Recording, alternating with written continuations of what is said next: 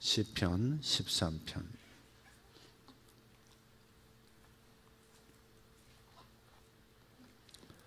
같이 읽겠습니다. 여호와여, 어느 때까지니까 나를 영원히 잊으시나이까? 주의 얼굴을 나에게서 어느 때까지 숨기시겠나이까? 나의 영혼이 번민하고 종일토록 마음에 근심하기를 어느 때까지 하오며 내 원수가 나를 치며 자랑하기를 어느 때까지 하리이까? 여호와 내 하나님이여, 나를 생각하사 응답하시고 나의 눈을 밝히소서. 두렵건대 내가 사망의 잠을 잘까 하오며 두렵건대 나의 원수가 이르기를 내가 그를 이겼다 할까 하오며 내가 흔들릴 때 나의 대적들이 기뻐할까 하나이다. 나는 오직 주의 사랑을 의지하여 싸우니 나의 마음은 주의 구원을 기뻐하리이다. 내가 여호와를 찬송하리니 이는 주께서 내게 은덕을 베푸심이로다. 아멘. 성경에서는 하나님이 어디나 계신다 그렇게 표현하세요. 구약에 나타난 신앙도 그렇지만 대부분의 종교가 그렇습니다. 반드시 신이 임재한 장소가 따로 있는 겁니다. 그래서 신을 만나려면 그 장소로 가야 하는 거예요. 성전이 되었든 산이 되었든 어디가 되었든 그 장소로 가서 자기가 섬기는 신을 만나야 한다고 생각하는 겁니다. 그러나 우리 성경에서 가르쳐주는, 특히 우리 신약 성경에서 우리에게 가르쳐 주시는 하나님의 임재라고 하는 것은 어딘가를 찾아가야 되는 게 아니에요. 성전에 있다거나 또 예배당 안에만 있다거나 하는 그런 하나님이 아닌 거예요. 어디나 계시는 하나님. 사실은 어디나 계시는 하나님이 아니라 우리가 하나님 안에서 지어진 존재죠. 하나님 안에서 우주가 지어졌고 하나님 안에서 지구가 지어졌고 하나님 안에서 인간이 지어졌기 때문에 사실은 어디를 가서 하나님을 만난다는 그 개념 자체가 틀린 거예요. 우리는 애시당초 하나님 안에서 태어났고 하나님 안에서 살아가고 있는 존재인 줄 믿습니다. 하나님이 어디나 계신다는 당연한 말씀이죠. 그걸 신학적 용어로 편재하심이라고 그래요. 편재, 어디나 임재하신다. 편재. 여러분, 우리는 이걸 믿어요, 안 믿어요? 다 믿어요. 아멘. 근데 믿는 자들의 탄식이 있어요.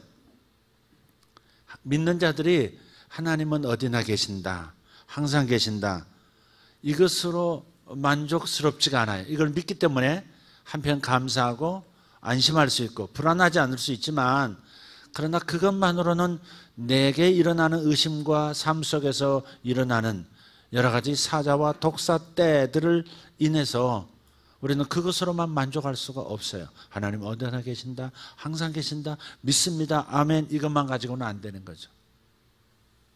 때로는 우리는 분명한 불기둥과 구름기둥을 봐야만 하는 거예요.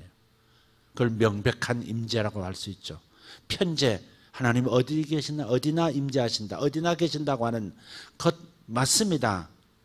성경이 가르치는 바요, 우리가 믿는 바요, 우리가 고백하는 바고 우리가 마음에 심은 바입니다. 그럼에도 불구하고 우리는 하나님의 명백한 임재하심이 나타나 주셔야 한다고 생각하고 하나님을 찾아요. 그렇지 않습니까? 네. 그런데 왜 하나님께서는 자주 자신을 드러내시지 않으실까? 왜 모세에게 나타나시듯 명백하게 나타나지 않으실까? 왜 아브라함에게 나타나시듯, 왜 바울에게 눈이 멀 만큼 환한 빛으로 그렇게 나타나시지 않으셨을까? 더더군다나 우리가 어려움에 처하면 왜 하나님은 자꾸 자신을 숨어 계시는 하나님처럼 하나님의 부재를 느끼게 할까? 하나님의 편재를 믿습니다. 그러나 명백한 임재가 나타나지 않을 때 우리는 하나님이 부재하신다고 하는 느낌 속에서 힘들어할 때가 있다는 거죠. 내 삶에 돌파가 일어나지 않을 때, 하나님의 약속이 현실화되지 않을 때, 너무너무 긴 기다림 속에서 힘들어할 때, 그럴 때 우리는 하나님의 부재를 느낀다는 거예요. 임재하심을 알아요. 믿고 있어요. 그럼에도 명백하게 당신이 나타나 주지 않으면 하나님이 안 계신 것처럼 그렇게 힘겹게 살아갈 수가 있다는 겁니다. 우리 하나님께서는 왜 가장 절실한 순간에 나타나 주시지 않는 걸까? 왜 숨으실까? 성경에 분명히 숨으시는 하나님이라고 나와요. 그죠? 오늘 본문에도 뭐라고 말씀해요? 왜 멀리 계시나이까? 왜 내게서 숨으시나이까? 그러죠? 사실 하나님 생각해 보세요. 세상에 좋은 부모들 한번 생각해 보시라고요. 자식이 뭐가 필요할 때 거절하지 않고 그때 그 문제를 해결해 주는데, 필요를 채워주는데, 손에 쥐어주는 것이 세상의 부모인데, 이 땅에 있는 불완전한 인간조차도 자녀들에게는 그때 나타나서 도움을 주는 것이 부모인데, 왜 하늘 부모, 완벽한 부모이신 우리 하나님께서는 왜 이렇게 자주 나타나시지 않는 거예요? 아마 그런 느낌을 가지고 사는 아마 사람들 중에 아마 우리 모태신앙의 자녀들일 겁니다. 모태신앙들, 자연스럽게 어머니 뱃속에서부터 믿음의 사람이라고 되어진, 그렇게 딱지붙은 믿음의 금수저들, 이 사람들이 하나님의 나타나심을 경험하지 못한 채 하나님 나타남 안에 들어온 것처럼 살아가야 하는 그 상황들이 아마 당황스러울 거예요. 그 중에서 가장 힘든 아마 사람이 MK, TK, 선교사의 자녀들, 어쩌면 목사의 자녀들일 수도 있어요. 자동스럽게 편입이 된 거죠. 그래서 가장 확실한 믿음의 사람일 것 같은데 자기 자신을 정직하게 들여다보면 의문으로, 의심으로 가득 차 있고, 그렇지 않은 것처럼 머릿속에 들어온 이미 받은 지식들, 받은 교육들 때문에 이미 하나님 안에서 안정적으로 자리를 잡은 신앙인 것처럼 그렇게 스스로 생각하고 있는, 또 그것이 그렇게 생각해야 마음이 편한 그런 우리의 자녀들도 있어요. 그래서 하나님, 세상 사람들 가운데서 부모들은 반드시 자녀들이 어려울 때 자기 능력이 닿는 한 모든 것을 다 해주는데 왜 가장 전능하신 당신께서 자녀들의 이 절박한 상황을 돌아보시지 않는 겁니까? 이게 오늘 시편 13편의 얘기예요. 나 같은 자도 자식에게 좋은 걸 줄 아는데 왜 하나님은 가장 필요할 때 안 나타나시는 거예요? 왜 숨어 계세요? 왜 멀리 계시는 것처럼 이렇게 힘들게 하세요? 말로 하지 않지만 우리의 감정은, 우리의 느낌은 그렇게 하나님의 부재 속에서 살아가는 그 괴로움 속에 서 있다는 겁니다. 하나님의 이 명백한 임재라고 하는 것, 이 명백한 임재라는 것은 하나님이 지금 임재하신 것을 보거나 느끼거나 경험하는 거예요. 와, 하나님 여기 계시네? 하나님 나를 만져주셨네? 하나님 나와 동행하고 계시네? 이걸 명확하게 아는 거예요. 여기 모태신앙들 어떻습니까? 여러분들의 괴로움의 일부분이 돼 있을 수도 있어요. 진짜 숙제죠. 숙제죠. 여기 젊은이들만이 아니에요. 저도 모태신앙이에요. 모태신앙의 괴로움을 제가 알거든요. 교회는 다녀요. 기도하자면 기도할 수 있고요. 또 회개해야 된다는 걸 알기 때문에 나열하면서 회개하기도 하고요. 다 했어요. 착실하게 교회 가고요. 성경 읽었고요. 예. 그리고 식사 때마다 머릿속에 기도하고요. 예. 다 했어요. 그렇지만 안에는 채워지지 않는 하나님의 명백한 임재가 없으니까 뜨거운 가슴으로 하나님을 섬기지 못하는 그 위선자 같은 느낌, 신앙이 있는 척 해야 되는 그 느낌, 그것은 적지 않은 괴로움입니다. 이 점에 있어서 우리가 하나님께 질문하는 것은 어떤 면에서는 정당한 거예요. 그게 필요한 거예요. 숨김에 살 수는 없어요. 드러내며 살아야 되는 것이죠. 기도라고 하는 것이 착한 아이가 되는 것이 목표가 아니죠. 자기 자신을 있는 그대로 진솔하게 하나님 앞에 진술할 수 있고, 그분 앞에 괴로움도 내놓고, 그분 앞에 즐거운 것도 내놓고, 즐거움을 더해달라고 하는 그런 인간적인 얘기도 하나님 앞에 올려드리는 것이 기도죠. 내 있는 모습을 그대로 다 보여드리는 것. 사람 앞에는 덮을 수 있지만, 감출 수 있지만 하나님 앞에는 내 속까지, 심장까지 열어 보이는 것, 그것이 기도죠. 착한 사람처럼 되어지는 것이 아니에요. 그게 기도가 아니라고요. 그게 신앙이 아니에요, 사실은. 근데 하나님의 이 명백한 임재가 있으면 좋겠는데, 사실은 더듬어 올라가서 보면 처음 죄가 없었던 시절, 에덴 동산의 죄가 찾아들지 않았던 시절부터 사실은 하나님의 명백한 임재가 지속적이었던 건 아닌 것 같아요. 가만히 보세요. 하나님이 찾으시잖아요. 하나님께서 동산을 거니실 때 그 하나님의 임재가 있었던, 명백한 임재가 있는 것이에요. 그런데 어떨 때는 보면 어디 있니? 이렇게 찾으시기도 하는 걸 보고, 또 멀리 피해서 숨을 수도 있는 걸 보면 명백한 임재가 나타나는 곳도 있고, 명백한 임재가 아닌 그냥 믿음으로 하나님의 사랑을 믿으면서 그냥 걸어가야 되는 영역도 있었던 것, 그것이 창세기의 모습이에요. 그래서 하나님께 더 다가가거나 하나님의 그 선명히 나타나 주시는 그 영역으로 내가 다가가거나 아니면 피해서 숨기도 할 수 있었던 공간, 그게 그렇게 에덴의 시간이었다는 겁니다. 그래서 항상 명백한 임재가 있어야 정상이다. 여기서는 한 발 물러서서 좀 생각해 볼 필요가 있어요. 그리고 가장 명백한 임재는 어디서 나타나는 겁니까? 명백한 임재라는 게 뭐예요? 하나님이 함께 하시는 것이 확실히 드러나는 거죠. 그죠? 확실히 드러나는 거예요. 그게 어느 순간이었어요? 하나님이 인간으로서 이 땅에 예수라는 이름으로 당신 자신을 나타내셨죠. 그런데 그 나타난 하나님이 숨어 있는 하나님인 거예요. 아무도 예수님이 하나님인 걸 몰랐죠. 예수님이 창조주인 것을 몰랐었어요. 그 누구도 몰랐죠. 일부분 당신께서 나타내신 사람들이 있긴 있어요. 누구예요? 예루살렘의 제사장, 예루살렘의 성직자들이 아니라, 왕들이 아니라 저 들판에서 배척당한 채 불결하다고 모멸감을 안고 살아가야 되는 그러한 목자들. 그리고 그들은 법정 앞에서 법 증인으로서의 효력을 상실한 사람들입니다. 저런 사람들은 그러니까 못 믿을 대상들이 목자들, 가장 하층 민이었거든요.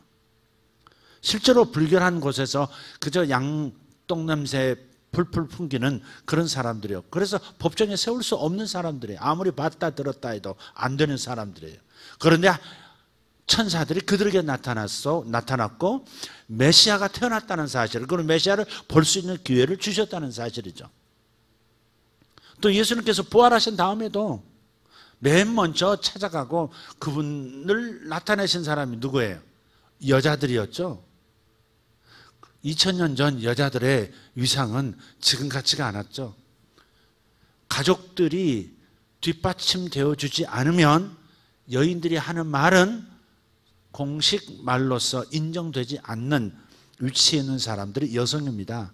그래서 법정에서 아무리 명백한 증언을 내놔도 인정받지 못하는, 효력이 없는 증언, 그게 바로 여인들의 증언입니다. 근데 하나님께서 그렇게 다른 사람들에게 얘기해봐야 맥히지 않을 그런 위치, 그런 신분에 있는 사람들에게만 또 당신 자신을, 이 땅에 오신 것을 알리셨단 말이고, 또 부활하심도 그들에게 먼저 알리셨어요. 여인들이 달려가서 주님께서 살아나셨습니다, 무덤이 비어 있습니다, 그렇게 얘기를 해도 안 믿는 거예요. 그래서 여자의 말은 가치가 없다는 겁니다. 죄송합니다, 제 얘기가 아니고 성경 2000년 전 저쪽 동네 얘기예요. 그래가지고 어떻게 엠마오로 내려가는 두 제자도 주님이 부활하셨다는 얘기를 들으면서도 그냥 가버리잖아요. 왜? 여인들의 말은 믿을 수가 없다 이거죠. 근데 왜 그렇게 효력이 없는 대상들에게 당신은 당신 자신을 이렇게 나타내셨을까 하는 거죠. 그게 숙제예요. 근데 예수님께서는 당신의 정체만 숨기신 게 아니에요. 하나님은 정체만 숨기신 게 아니고 당신이 가르치시는 말씀조차도 항상 뭔가 가리우고 말씀하셨어요. 그래서 어떤 사람이 물었어요. 예수여, 랍비여, 왜 당신은 비유로만 말씀하십니까? 이렇게 얘기해요. 왜 알 듯 모를 듯한 말씀으로만 왜 하나님 나라를 말씀하시나요? 이렇게 얘기해요.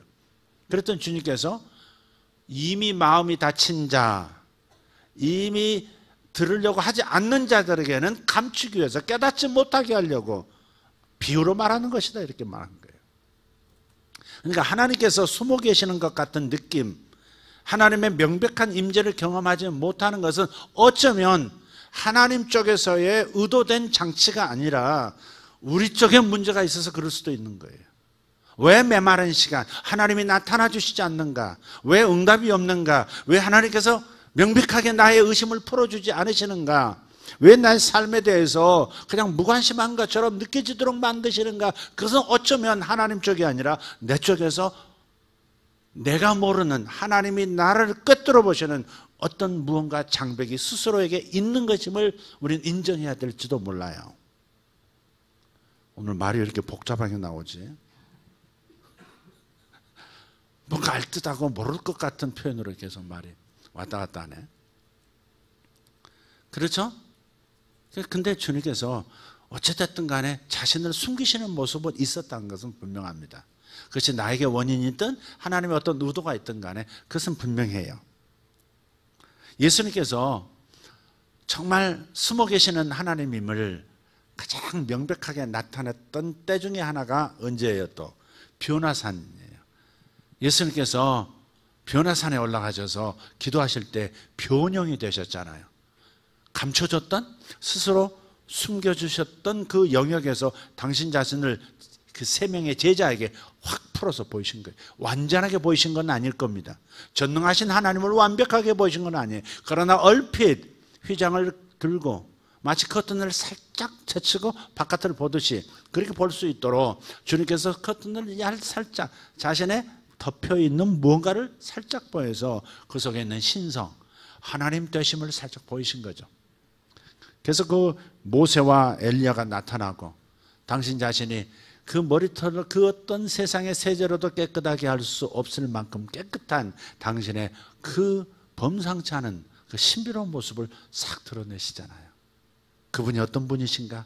모세가 수종 들고 엘리야가 경청해야 하는 그런 존재이심을 세 제자들이 알도록, 그래서 세 제자들이 그 엄청난 잠깐의 계시에도 쓰러져 버리잖아요. 그대로 가버리잖아요. 그래서 하나님께서 자신을 가장 명백하게 드러내신 때가 사실은 가장 많이 숨기신 때였다는 것이 아이러니입니다.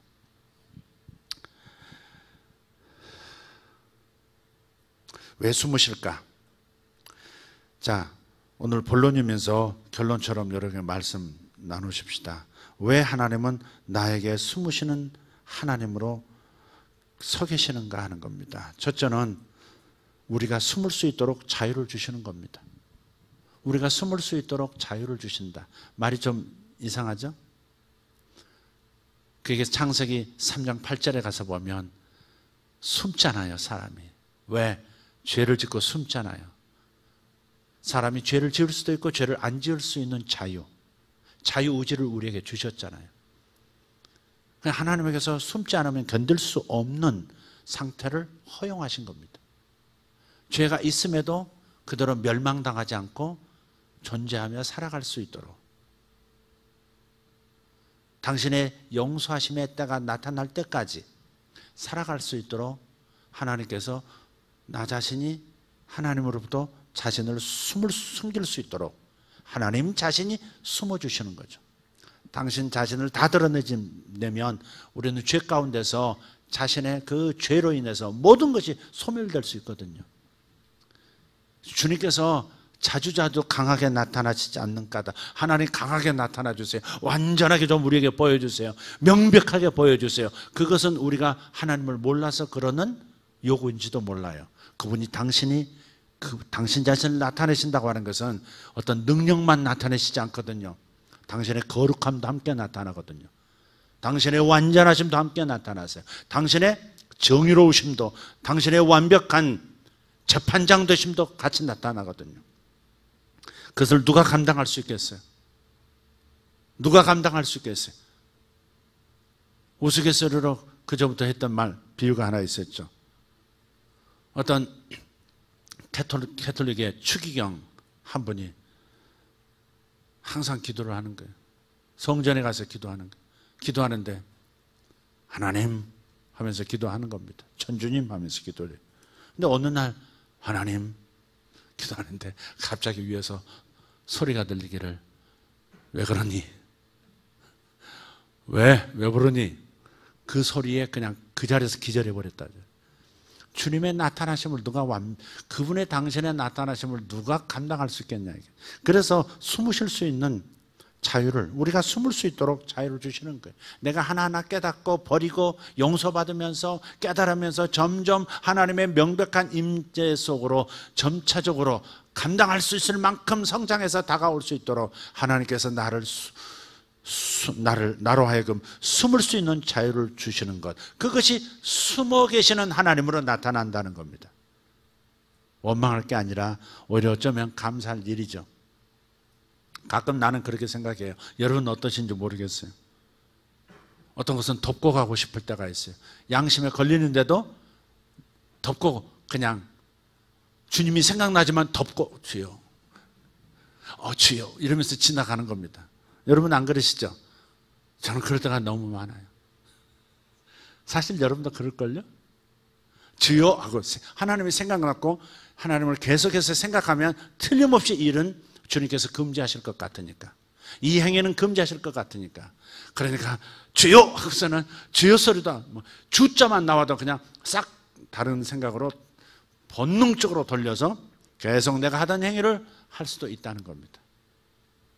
이 모든 과정들이 결국은 하나님께서 하나님으로부터 나가 숨을 수 있도록 기회를 주시는 거예요. 그리고 깨닫고 한 발 한 발 돌아올 수 있도록 인격에 맡기고 자유의지에 맡기고. 주님은 강압적으로 하시는 분이 아니거든요. 내 수준에 맞게 한 발 한 발 걸어봐. 넘어졌으면 다시 일어날 수 있어. 네가 넘어진 자리를 딛고 일어나는 거야. 그냥 일어나지는 거 아니야. 그냥 넘어진 자리를 손을 딛고 일어나면 돼. 또 일어나고. 그래서 또 한 발 더 걸어보도록 하고 그러는 거죠. 그래서 왜 숨으시는가? 첫 번째, 우리가 숨을 수 있도록 자유를 주시는 것이다. 두 번째, 성경을 이렇게 면밀하게 읽어보면 때라는 말이 참 많이 나오는데요. 응답의 때가 무르직 익지 않았기 때문에, 하나님의 나타나심의 때가, 응답의 때가 아직 이르지 않았기 때문에 숨어 계시는 하나님처럼 보일 수 있다는 겁니다. 이것은 전제합시다. 하나님은 언제 어디서나 항상 존재하신 분이고, 우리는 하나님 앞에 하나부터 만 가지, 억만 가지 하나 감출 수 없이 다 드러난 존재라는 것은 생각합시다. 아멘? 하나님께서 우리를 창조하시고 어디다 놓으신 게 아니고 하나님 안에서, 하나님 눈앞에서 만들어진 존재고, 하나님 눈앞에서 인류가 번성했고, 하나님 눈앞에서 지금 모두가 살아가고 있어요. 하나님 안에서 살아가고 있어요. 그렇기 때문에 그분을 피할 수 있는 곳은 없죠. 하나님 안 계신 곳은 없어요. 분명해요. 그런데 왜 하나님이 명백하게 나타나서 내 삶에 역사하지 않는가? 그것은 때가 아직 무르익지 않았기 때문에 그렇다는 거예요. 그냥 하나님께서 그런 말씀도 하셨죠. 때가 이름에 독생자께서 이 땅에 오셨다는 거예요. 때가 이름에 아들을 보내어 그랬어요. 왜 때가 이르렀단 말을, 왜 구원을 처음부터 하시지 왜 때가 무르익어야만 했을까? 우리 이해할 수는 없어요. 그러나 하나님 관점에서 때가 익지 않았다는 것이죠. 먼저 왔어도 안 되고 나중에 오셨어도 안 되는 겁니다. 딱 정확한 때, 2000년 전 바로 그때에 오시는 거죠. 근데 오시기 직전에 뭐가 일어났어요? 400년 동안 신구약 중간사라고 하는, 하나님이 침묵하시는 때가 있어요. 침묵과 복된 약속은 연결되어 있는 부분이 많습니다. 메시아께서 이 땅에 드디어 오셨다, 우리를 구출하러, 우리를 구속하러 이 땅에 오셨다라고 하는 그 직전 상황은 침묵의 상황이라, 선지자가 없는 거예요. 하나님의 말씀도 없는 거예요. 말라기서 이후로 400년 동안 침묵, 선지자가 없어요. 하나님의 음성이 없다고요. 그런데 그 가장 짙은 어둠에서 마치 계명성이 하늘에서 짙은 새벽 가운데 나타나듯이 우리 주님께서 이 땅에 오신 거예요. 주님께서 예레미야에게 말씀하셨어요. 물론 그 전에 이사야를 통해서도 말씀하셨지만 이제 이스라엘 백성들은 70년 동안 바벨론에 사로잡혀가 있게 될 것이다. 그때는 내 음성도 없고 성전도 없고 나의 말씀도 없고 나의 은총도 나타나지 않는다. 그냥 포로로 잡혀가는 70년의 침묵을 얘기하세요. 그러면서 예레미야가 동시에 말씀하세요. 70년이 차면 내가 너희들을 내게로 돌아오게 할 것이고 그 입에 웃음이 가득하게 할 것이라고. 침묵의 70년과 복된 약속이 이렇게 연결되어 있다는 사실을 생각해야 돼요. 이것도 우리에게 희망이에요. 응답의 때가 아직 이르지 않았기 때문에 아직 응답이 떨어지지 않고 돌파가 안 일어나고 내 삶의 변화가 안 일어날지라도 이 침묵이라고 하는 것은 복된 하나님의 응답과 하나님의 역사하심과 연결되어 있다는 걸 생각하면서 하나님이 일하고 계신다. 하나님이 기다리고 계신다. 나만 기다리는 게 아니다. 하나님도 무르익을 때를, 익을 때를 기다리고 계신다. 최적의 상황을, 가장 좋은 때를 지금 기다리고 계신다. 하나님은 이 침묵 속에서도 침묵으로 함께하고 계신다. 하나님이 가장 명백하게 나타나실 때는 오히려 가장 당신을 숨기실 때 나타났었지 않느냐. 그렇게 생각할 수 있다 이 말이에요. 하나님이 인간 가운데 나타나신 가장 이 명백한 임재는 하나님 당신이 당신 자신을 완벽하게 숨기신 그때에 나타났었다는 것을 기억해야 합니다. 빌립보서 2장 7절에 그런 말씀이 있죠. 당신 자신을 비어 종의 형체를 가졌다고. 자신을 비어란 말이 뭐예요? 자기의 신성을 감추신 거예요. 하나님 때문에 완전히 감추시고 인간이 되어버리신 거예요. 그게 뭐예요? 숨으신 하나님이에요. 하나님이 나타나셨는데 숨어있는 하나님인 거예요. 숨어있는 하나님인데 그러나 가장 명백하게 나타나는 거죠. 그게 우리 눈이 다치고 마음 눈이 다쳐서 그래서 곁에 계신 하나님을 못 보는 것이지 오히려 이 침묵의 기간 숨어 계시는 하나님이 가장 또렷하게 하나님이 나와 함께 계시는 때라는 것을 우리는 생각해야 한다. 할렐루야. 아멘. 그렇습니다. 요즘 참 재밌는 거 있죠. 요즘 코인 얘기가 참 많아요. 블록체인 기술이 이상하게 암호화폐 형태로 가장 먼저 블록체인이 소개가 됐어요. 근데 이제 암호화폐를 이제 사고 파는 이 상황이 됐는데 그런데 이 암호화폐를 채굴한다 그래요. 마이닝이라 그러죠. 그걸 채굴하는 게 뭐냐면 처음부터 그 블록체인을 만들 때 곳곳에 문제를 이렇게 만들어 놓은 거예요. 문제들을. 암호들을 만들어 놨어요. 그래가지고 그것을 계속 컴퓨터를 돌려가지고 엄청난 분량, 가장 높은 수준의 컴퓨터를 돌려가지고 암호화폐 하나 이렇게 그 문제 하나 풀면 그것이 화폐가 되고 그것이 내 것이 되는 거예요. 비트코인 같은 건 거기 하나가, 그 채굴한 그 하나가 지금 현재 한 얼마라더라? 한 800만 원, 900만 원 된다든가 2천만 원 된 때가 있었던 것 같아요. 800만 원까지 지금 800만 원, 900만 원 그 사이에 왔다 갔다 하는 것 같아요. 그 하나를 찾아내는 거죠. 그런 것처럼 제가 드리려고 하는 말씀을 눈치채셨으면 좋겠어요. 세 번째, 하나님께서 숨어 계시는 까닭은 우리가 찾아 나서도록 하시는 겁니다.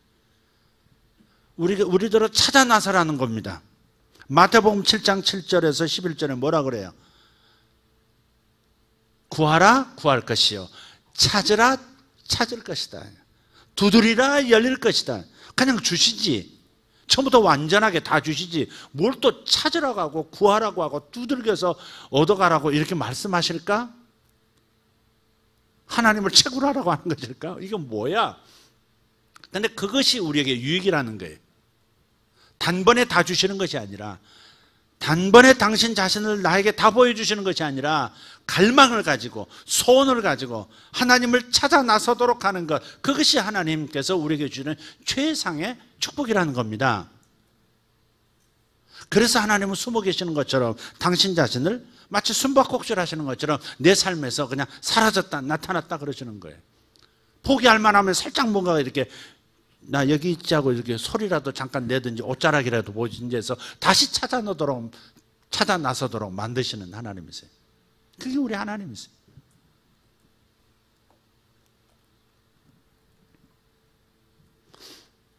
사도행전 17장에 보면 17장 26절 27절인데요. 하나님께서 모든 인류를 거주의 한계를 정하셨대요. 살아가는 거주의 한계를 정하시고 뭐 한국 사람은 한반도에서 살아가도록 저 미국 사람 미국이나 북아메리카에 살아가도록 볼리비아는 볼리비아 살아가도록 다 그렇게 각각 거주의 경계를 정하시고 살아가도록 만드셨대요. 근데 그렇게 살아가도록 이 경계를 정하신 까닭은 더듬어 찾아 발견하게 하려 하심이라 그런 거예요. 하나님을 더듬어서 찾아서 발견해 가는 하나님이 되도록 그렇게 만드셨대요. 그러니까 거주의 한계라는 것은 한반도에서 살고 일본에서 살고 중국에서 살고를 얘기만 하는 것이 아니라 자기에게 거주의 한계가 있어요. 젖과 꿀이 끓는 땅은 정말로 벌도 많고 나비도 많고 꽃도 많고 해서 꿀을 많이 채취할 수 있고 또 초지가 많아서 양떼를 번성시켜서 부자가 될 수 있는 그런 멋진 땅, 얼마든지 농사짓고 얼마든지 과수를 통해서 돈을 벌 수 있는 젖과 꿀이는 가난한 땅이지만 거기에도 사자도 있고 거기에는 곰도 있고 거기에는 독사도 있다 이 말이죠. 그게 거주의 한계예요. 내 삶에는 좋은 일도 있지만은 급작스럽게 닥치는 돌풍 같은 일들도 갑자기 나타나요. 독사 같죠? 물리면 큰일 날 것 같아요. 사자가 나타났어요. 눈 마주치면 끝장날 것 같아요. 그래서 어려운 일들이 막 생겨요. 두려운 일들이 있어요. 염려하는 일들이 있어요. 그것이 거주의 한계예요. 이 거주의 한계, 사자와 독사와 곰들이라고 하는 이 매서운 무서운 이런 상황 한계가 내 거주의 한계예요. 그래서 거기에서는 뭐가 필요해요? 더듬어서 목자이신 하나님을 찾아야 할 상황이 생기는 거죠. 내 삶의 거주의 한계, 내 삶의 벽이라고 하는 것은 하나님을 더듬어서 갈망하고 찾아갈 수밖에 없게 만드는, 나를 하나님을 찾아갈 수밖에 없게 만드는 찌르는 가시거든요. 그래서 하나님께서 거주의 한계라는 걸 정해서 하나님을 더듬어 찾아갈 수 있도록, 눈에 보이지 않지만 숨어 계신 하나님, 적어도 내게 숨겨져 있는 하나님을 만나서 도움을 달라고, 만나서 그분 안에서 안식을 얻기 위해서 계속해서 기도하며 그분을 찾아갈 수밖에 없도록 만드는 삶의 한계, 그걸 하나님께서 모든 사람에게 주셨다는 거예요. 그런데 17장 27절에 그렇게 말씀하죠. 하나님께서, 우리가 찾는 그 하나님께서는 우리 각인에게서 멀리 계시지 아니하시느니라 그랬어요. 멀리 계시지 않대요. 아멘. 오늘 시편 13편 기자는 뭐예요? 왜 내게서 멀리 계시나이까? 그러죠? 한계를 만난 거예요. 한계를 만난 거예요. 그런데 그 한계가 견딜 만한 한계예요. 견디지 못할 한계도 있겠죠. 그러나 그럴수록 그 사자떼 때문에, 그 독사떼 때문에, 그 곰들 때문에 하나님을 더 간절하게 찾게 되는 것이죠. 그래서 하나님은 숨어 계시는 하나님처럼 계시면서 주님을 계속해서 찾아오도록, 하나님을 찾아서 계속 자기를 벗어나고 자기를 다스리고 계속 하나님을 찾아서 주님 품 안으로 찾아 들어오도록 하나님은 섭리하고 계신다 하는 겁니다. 그래서 메마름이라고 하는 것, 하나님이 안 계신 것 같은 느낌이라고 하는 것은 오히려 뭐예요? 나를 더 건강한 하나님과의 관계로 이끌어주는 거예요. 더 깊은 관계로 이끌어주는 거고 내 영혼이 성숙하도록 만들어주는 겁니다. 여러분, 직장생활 잘하고 있는 분은 그렇게 깊이 열정적으로 기도하지 않습니다. 일이 끊어진 지가 1년, 2년, 3년이 넘고 사역이 피어나지 않는 상태로, 그래서 너무 힘든 상태로 그렇게 접어들 때, 그때 우리는 너무너무 간절하지. 집에서 기도하는 것이 너무 힘들면 교회 안에서 기도하고, 교회에서 힘들면 산으로도 찾아가고 골짜기도. 여러분, 가장 강력하게 간절하게 기도 나오는 방법 알려드릴게요. 헤엄 못 치는 분들 바다로 뛰어드십시오. 이 여러분 인생 역사상 가장 간절한 기도가 나올 겁니다. 가장 절박한 기도, 가장 강렬한 기도가 나올 겁니다. 그게 우리의 한계입니다. 그래서 더듬어 찾아 하나님을 찾아오도록. 그 과정이 너무 중요한 거예요. 하나님 그냥 주시지 뭘 그 더듬어 찾아오도록 그렇게 고생시키면서 개고생시키면서 자녀들을 그러고 싶으세요? 마음이 올라올지 모르겠어요. 그러나 이게요 우리 인간에게는 필요해요. 한번 생각해 보자고. 정말 남녀가 진지한 관계로 접어들었을 때, 정말 진지해졌을 때, 사랑하게 됐을 때 어때요? 그때는요 손을 잡는 것도 얼마나 짜릿한지. 처음 제가 제 아내 손을 딱 잡았을 때 아내 손이 땀이 쫙 배더라고. 긴장한 건지 좋아서 그런지 잘 모르겠어요. 짜릿해서 그런 건지 우리 아내 잘 모를 거야. 땀이 쫙 배더라고. 손을 처음 딱 잡아요. 어디서 길에서 잡았나? 길에서. 영화관에 가서도 딱 잡았지. 근데 결혼에 들어가면요 잘 안 잡습니다. 잡아도 별 짜릿한 느낌도 없고요. 10분 통화하는 것도요 긴 겁니다. 그렇지 않습니까? 그냥 이렇게 손을 잡아도 별 감각이 없고요. 그냥 내 아내니까 좋다 이건 있지만 짜릿한 황홀감은 옛날보다는 훨씬 떨어진다고. 지금 언어 선정을 잘해야 되는데 하긴 난 이래서 문제야. 근데 아내도 마찬가지일 거야. 어떨 때 아내가 나를 볼 때 소 닭보듯 할 때가 있어요. 아니 뭐 이렇게 멋지게 이렇게 폼도 잡아보는데 소 닭보듯 할 때가 있더라고. 그러니까 피차 그래. 여러분도 안 그럴까? 그럴걸? 그러니까 전번에 말씀드렸듯이 여러분의 그 절정은 결혼식까지예요. 그 다음부터는요 그 감도가 툭툭툭툭 떨어져요. 그냥 주식도 팍 올랐다가 뚝 떨어지듯이 뚝뚝뚝뚝 떨어지는 소리가 팍팍 납니다. 긴장도 없고 짜릿함도. 그래서 생각해야 돼요. 진짜 건강한 관계라고 하는 것은, 건강한 관계로 성숙한다고 하는 것은 황홀할 때 결정하면 안 되는 거예요. 그게 절정이 아니에요. 그죠? 근데 이게 하나님과의 관계 속에서도 마찬가지예요. 하나님이 명백한 임재를 나타나실 때 황홀해지죠. 황홀해져요.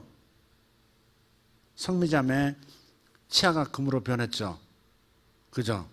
그때는 너무 신기했을 겁니다. 너무 그날 밤에 잠도 제대로 잤나 모르겠어요. 그러나 지금 별 생각 없을걸요? 웃을 때 어때? 금보임 변했군. 그것도 조차도 잃어버렸을 거야 아마. 여기 그런 기적들을 여러분 하나님의 명백한 임재가 나타났던 그 황홀한 기억이 항상 그런 강도로 황홀감으로 남아있느냐? 그렇지 않다 이 말이죠. 그럼 다른 분야에서는 안 그러겠느냐? 하나님이 돈을 주실 때가 있어요. 막 쏟아 부어주실 때도 있어요. 세상에 이런 복을 내게 주시다니. 하나님 깜짝 놀라게 하시죠. 너무 황홀하죠. 하나님께 그냥 막 사랑에 빠져버린 것 같은 상태가 될 거예요 아마. 좋은 직장을 얻었다든지 원하는 대학에 들어갔다든지 진짜 멋진 내가 꿈에도 그리던 기도하던 그 남자를 그 여자를 만났을 때라든지. 그러니까 어쩌면 남녀가 사랑에 빠졌다. 만난 지 며칠 안 됐는데 몇 주 안 됐는데 그냥 흠뻑 그런 황홀함으로 빠져들었다면 어쩌면 사랑에 빠진 상태 자체를 사랑하는 상태인지도 몰라요. 우리가 사랑하는 것이 그 사람 그 자체를 있는 모습 그대로 사랑하는 게 아니고 그 사람을 만난 이 짜릿함, 그 황홀함, 그 만남 그 자체에 빠진 그것과 내가 지금 사랑에 빠졌다 이 말이에요. 사랑에 빠진 상태와 사랑에 빠진 상태, 말이 되나 모르겠다. 전달은 됐죠? 황홀함이 결혼 생활을 끝까지 이어가는 거 아니에요. 그 짜릿함이 끝까지 가는 거 아니라는 거 우리 인정하잖아요. 결혼 안 해본 사람들이 그걸 끝까지 황홀할 거라고 하는 그 착각 속에서 계속해서 황홀해 하지, 우리는 그 황홀한 그 감정 이미 다 들어갔다고요. 다른 차원의 건강한 깊은 성숙한 관계로 들어가 있다고요. 응? 내게 그 황홀함을 주는, 그 짜릿함을 주는 그것을 사랑하는 것이 아니라 이제는 있는 그대로, 부족하고 잘나고 한 있는 모습 그대로 내가 그를 사랑하는 법을 터득해 가고 있는 과정, 이것이 진정한 성장이고 이것이 건강한 관계고 이것이 끝까지 가는 관계다 이 말이에요. 그래서 하나님께서는 그냥 하나님께서 짜잔 하고 나타나 주신 거기에 흠뻑 빠져가지고 계속해서 명백한 임재만을 구하는 상태를 우리가 허락하지 않으세요. 숨어버리세요. 숨어버리세요. 그리고 다시 더듬어 찾아오도록, 그래서 다시 한번 그분을 만나는 기쁨을 찾아가면서 성숙해 가도록. 그래서 우리는 산에 하나님도 만나야 되지만 골짜기에 하나님도 만나야 하는 겁니다. 위로해 주시는 만남, 그것도 우리에게 필요하지만 메마른 상태도 우리에게 필요한 거예요. 모태신앙들 그 메마름, 그 긴 기다림, 하나님과의 조우를 기다린 긴 기다림, 그것이 결코 낭비하는 시간이 아니라는 겁니다. 어느 땐가는 하나님께서 명백한 임재 속으로 들어갈 수 있도록 만들어 주실 거예요. 그러나 계속 변화사 내 짜릿함 속에 머물도록 하지 않으실 거예요. 다시 숨어버리실 거예요. 다시 원래 모습으로, 나사렛 예수의 그 초라한 남자 모습으로 다시 돌아와 버릴 겁니다. 그리고 다시 우리는 찾도록 내동정이 쳐진 느낌도 받을 거예요. 이것이 왔다 갔다 하는 겁니다. 그러니까 여러분, 하나님께서 인도하에 가실 때 내가 첫사랑이 이렇게 황홀했는데, 절대 그렇게 생각하시면 안 돼요. 자꾸 옛날 첫사랑의 황홀함을 간증하고 황홀함을 자꾸 그리고, 그건요 헛된 생각일 수 있어요. 그건 아름다운 기억이지만, 예수님을 만났던 그 황홀한 하나님과의 첫 조우의 그 황홀함이지만, 그러나 그것을 자꾸 되돌아보는 거 아름다운 거 아닙니다. 지금 메마른 상태의 하나님도 나를 여전히 똑같이 사랑하시는 하나님이고, 그래서 나도 그 하나님을 똑같이 침묵 속에서도 사랑하고 그분과 동행해 가는 훈련을 해야 하는 거죠. 그게 내가 하나님과 진짜 제대로 된 성숙한 관계가 되는 거니까. 하나님이 안 계신 것 같은 느낌, 은혜의 체험이 이제는 다시 오지 않는 것 같은, 예배에도 더 이상 찬양의 감동이 잘 안 되고, 처음 교회 왔을 때 그 황홀감이 또 없어지고 그럴 수도 있어요. 그러나 그것도 정상적인 과정을 걷고 있는 거예요. 이빨 이거 변했으니까 이거 다 금으로 변해봐. 앞니빨까지 다 금으로 변해보라고. 결코 정상적인 거 아닙니다. 그래서 제가 가끔 저도 경험할 만큼 했지 않겠어요? 하나님의 임재 같은 거, 그죠? 그리울 때가 많아요. 저도 그래요. 그렇지만 그것만을 추구하지는 않는다 이거죠. 한번 경험했던 거 그걸 다시 추구하고 그러지 않아요. 한번 하나님 임재 가운데 쓰러졌던 그 경험을 가지고 다시 한번 그 경험을 누려보고 싶어서 자꾸 누가 나에게 세게 한번 안수 한번 해주면 내가 뒤로 자빠질 텐데, 그걸 기다리면 안 된다고. 그런 것만을 영적인 거라고 생각하시면 안 돼요. 치유가 일어나고 기적이 일어나고 하나님 역사하신 건 맞죠. 명백한 임재 맞아요. 황홀하죠. 그러나 황홀경에 빠지는 것, 황홀경과 사랑에 빠지는 상태를 살아가는 것을 하나님은 원치 않으세요. 하나님 그분을 사랑해야지. 하나님과의 만남 속에서 있었던 그 황홀경을 사모하는 것은 우리의 잘못된 신앙을 형성할 가능성이 매우 많습니다. 그래서 하나님께서 계속해서 그런 방식으로 내게 같은 방식으로 역사하지 않는 거예요. 어떨 때는 돈을 많이 주시기도 하고, 어떨 때는 돈을 기다려야 하는 때도 있고, 아멘. 않을 때도 있는가 하면 않는 것을 놔야 할 때도 있고, 집을 때가 있는가 하면 집은 것을 놔야 할 때도 있듯이, 계속해서 인생은 계속해서 황홀경 속의 변화산에서의 경험만에 머무르지 않도록 겟세마네 동산의 고난의 고통의 침묵의 시간도 허락하실 때가 있다는 거, 이걸 생각해야 내가 건강하게 성장할 수 있어요. 아멘입니까? 아멘? 네. 교회를 사랑하는 것도 마찬가지고, 주님을 사랑하는 것도 마찬가지고, 목회자를 또 사랑하는 것도 마찬가지고, 성도들을 서로 사랑하는 것도 마찬가지예요. 여러분 가족을 사랑하는 것도 마찬가지예요. 항상 그럴 수만은 없다는 거. 항상 그렇다면 병든 건강하지 못한 그런 관계로 남아있을 수밖에 없다 이 말이죠. 그러니까 더 성장하고 더 깊은 관계가 되기 위해서 때로는 산과 골짜기를 동시에 경험한다, 이거 생각하면 여러분 답답하지 않을 것 같아요. 제가 이기는 방법은 그겁니다. 저도 왜 침묵이 없었겠어요? 너무 긴 침묵도 있었어요. 죽지 않을 만큼 천사가 나타나서 떡과 구운 떡과 물을 주고 사라지듯이 그 장렬하는 태양빛 아래서 40일 40야를 가야 하는 광야길 있잖아요. 그런 길을 가는 거예요.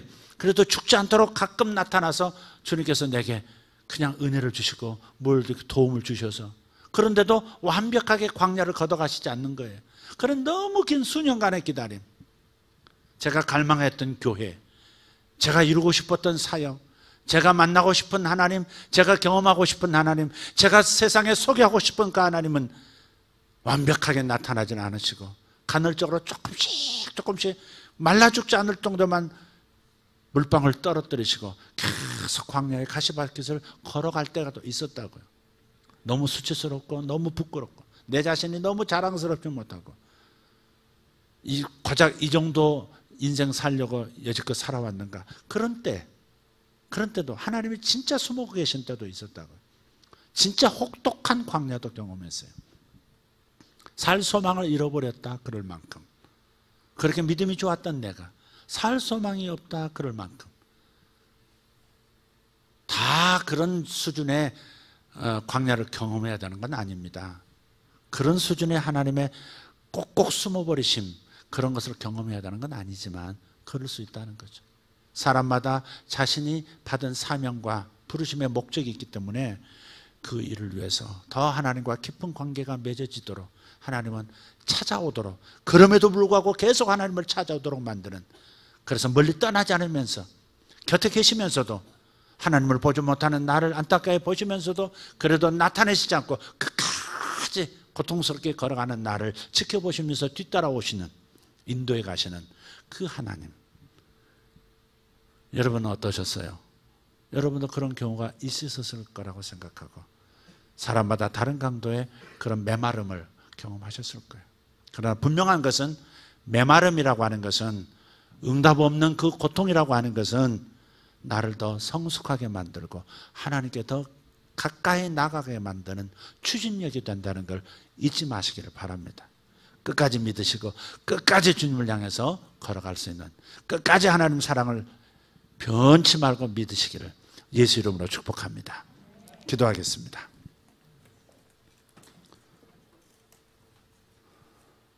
하나님 감사합니다.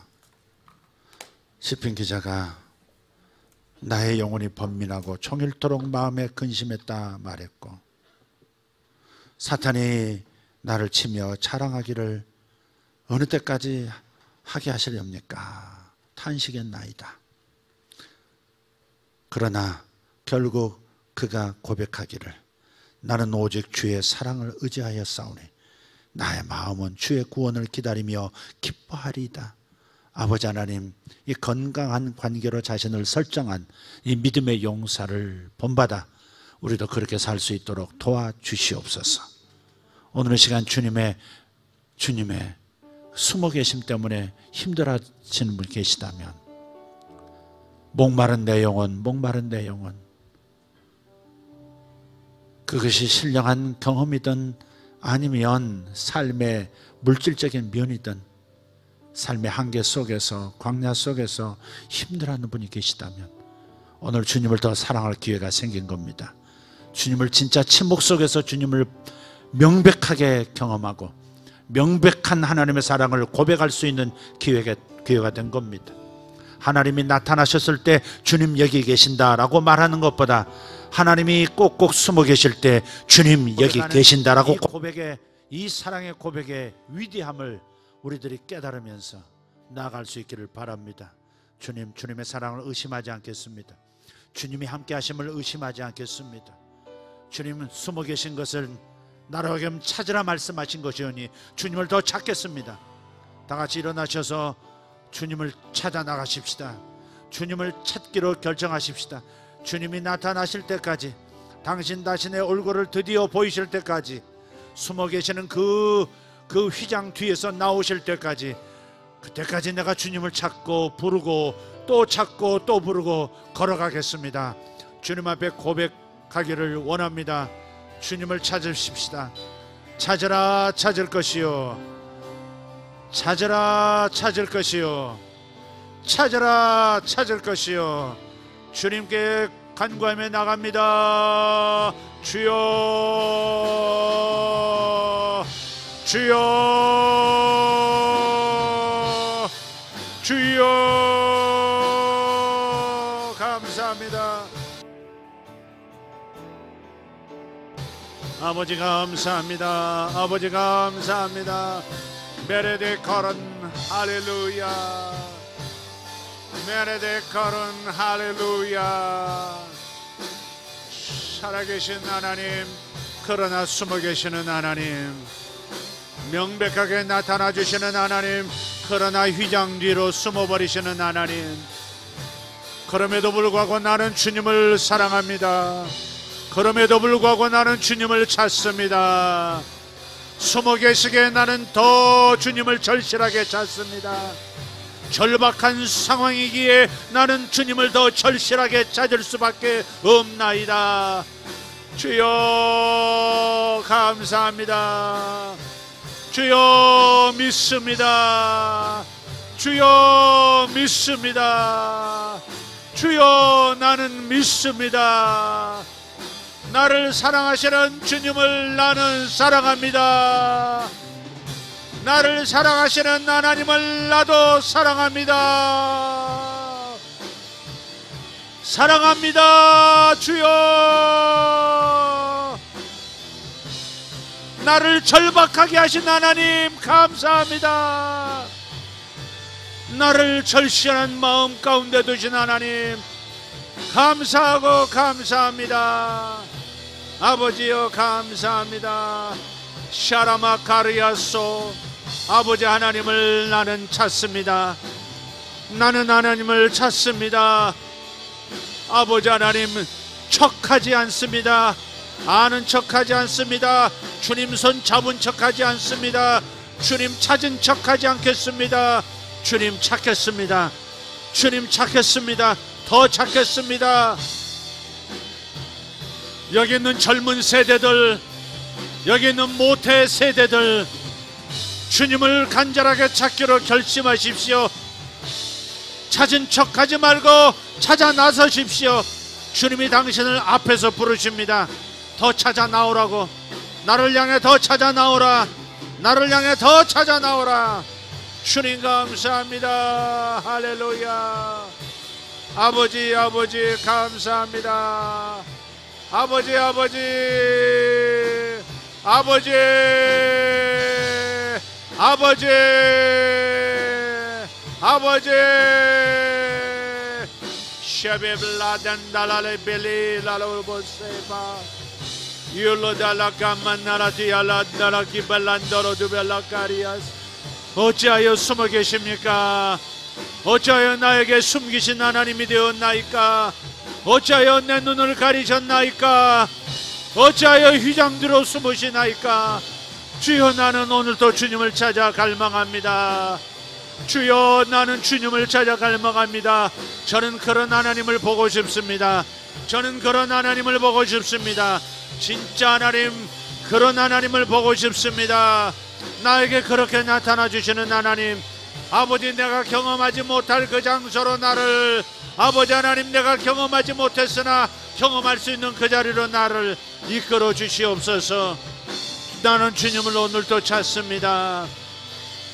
Galia fraseolo redibiti camante Roberto lo de cramdam bariata balakia Mashal barton nero gondoro veliken baras Avera tubero cariondoro spaiden Mi pardo selai cardo spenna Ma parda si pelangiarco Mi gris surabanda illo de drums Mi klingdindria colore teperias 메탈라 셀라비아라바사.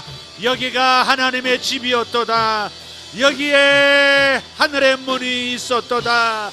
니메갈로 바라디벨라 캄만달라티아. 내가 알지 못하였도다. 여기에 하나님의 집이 있고 여기에 하늘의 문이 있었는데 내가 알지 못하였도다. 민다바르고로셀라 바라디메레카리아. 아버지를 부르세요. 당신의 아버지를 부르세요. 아버지, 아버지 나에게 나타내소서. 아버지 나에게 더 나타내 주소서. 아버지 저에게 더 나타내 주십시오. 주님 저에게 더 나타나 주세요. 더 나타나 주세요. 더 나타나 주세요. 더 나타나 주세요. 주님 갈망하는 자를 공소로 돌려보내지 아니하시고 갈급함을 채워주시는 분임을 믿습니다. 주님 내 목마름을 아십니다. 주님 내 배고픔을 아십니다. 아버지 내 좌절을 아십니다. 아버지 내 연약함을 아십니다. 일라가라다바레 코렌단다로도 베레가라 아파바라캄바 우바라 피틸리 코레사 미슬랑사 딜라바라 디베레 슈아 미샤바테 칼란자르곤 센도로테 멜라가르돈돌로 디벨란돌로 디벨라샤임만나. 아버지 하나님, 아버지 선반 위에 있는 꿀단지가 아니라 아버지 숟가락으로 뜰 수 있는 꿀이 되어지기를 원합니다. 미샬란달라 키벨링조 주요 레디티비리고 반나로도 베레스 우라디빌리가르도 만조르도 벨랑가르도 벨라샤라발라임 엘라임 인송글로 in the line sololo tibele cambalines in zalanda la kindala di bella causha banai tendom umbala di bergolo la bitilisha yala batia. Amen, amen, amen, amen. Ulla baragare do bere shumangare to bere coriandons Isalem darati bella cambara solore temberete Ulla bandala kaliandala shulla bara kaliampa Ura baba kannara baba la di bere go atembe. Amen, amen. 아버지 감사합니다. 아버지 감사합니다. 아멘. 주님이 만나 주십시오. 주님이 만나 주십시오. 주님이 만나 주십시오. 주님이 만나 주십시오. 주님 나타나 주십시오. 명백하게 나타나 주십시오.